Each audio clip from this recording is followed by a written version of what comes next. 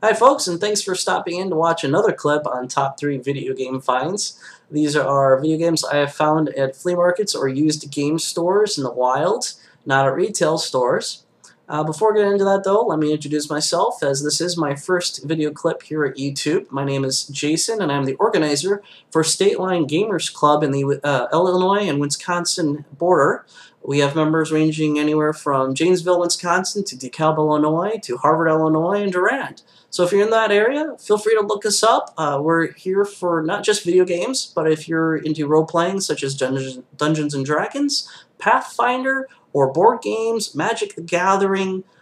So we've got all kinds. All gamers are welcome to join us. You can find us at meetup.com/StatelineGamers. We're also on Facebook as State Line Gamers. Find us, check us out. Background on me, I've been video gaming since I was about 8 years old, so many years. I focus mostly though on the Sega end. Saturn, Dreamcast are my two that I kind of try to focus on. I don't really try to get as much as I can since funds are tight for me, and those are the ones I tend to focus on. I have no hate for the modern systems. I love Nintendo. I've got quite a few of their stuff, but that's just what I kind of focus on. I'm also a bit of a Sonic the Hedgehog fan, as you can tell from the giant 5-foot Tails doll sitting behind me. I'll maybe get into that later in another video if this one pans out. So we'll go on to the first one. This would be number 3. Another series I'm a big fan of, which is the Darkstalkers series. This is Night Warriors, Darkstalkers Revenge for the Sega Saturn. Where I found this was actually a store that no longer exists.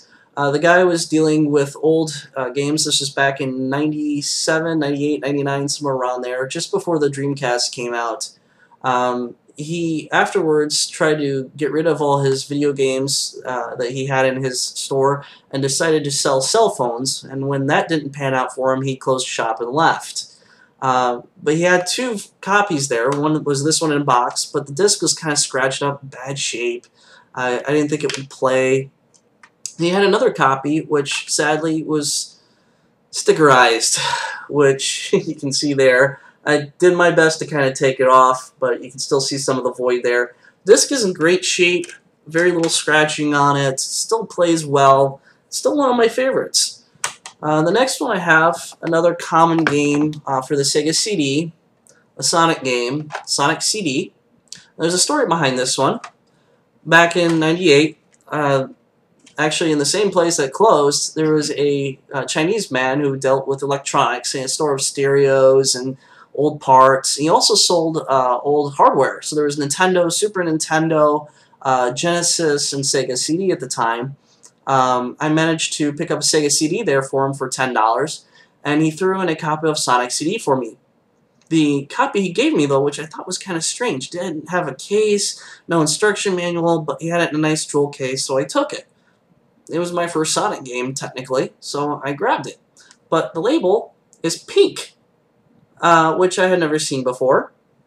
I later found out that the pink version was included in the CDX model in a slip cardboard case, which I do not have. I know from some people who have it, but it wasn't something I was interested in, being that I have the original jewel case now.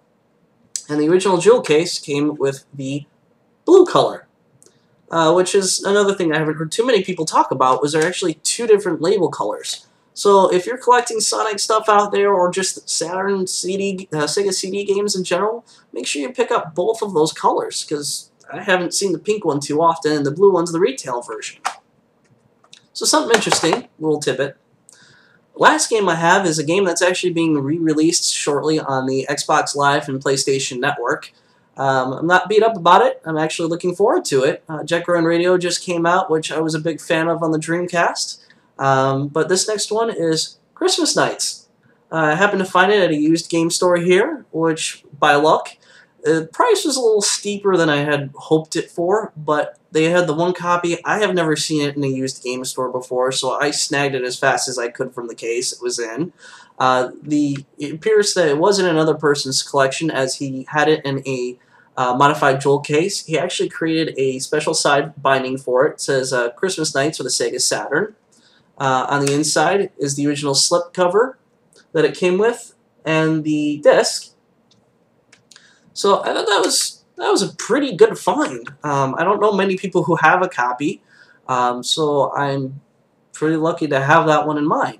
So, but that's my top three. I do have plenty more in my collection. Whether or not, though, those really don't have any stories behind them as these do. So that's why I decided to share these three.